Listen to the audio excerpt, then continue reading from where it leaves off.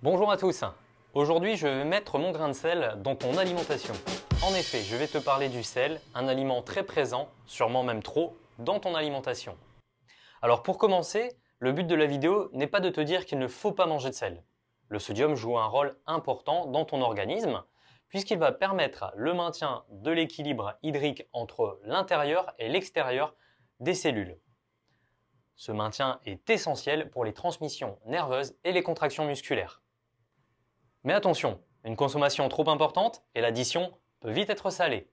Par exemple, dans deux tranches de pain de mie, il y a 1 gramme de sel.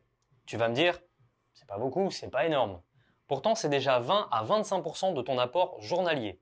En effet, on recommande de consommer moins de 5 grammes par jour.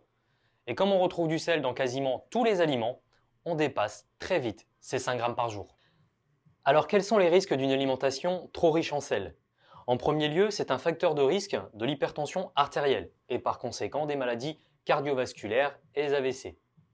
Mais une forte consommation de sel jouerait aussi un rôle sur les cancers de l'estomac. Et ça, c'est moins connu.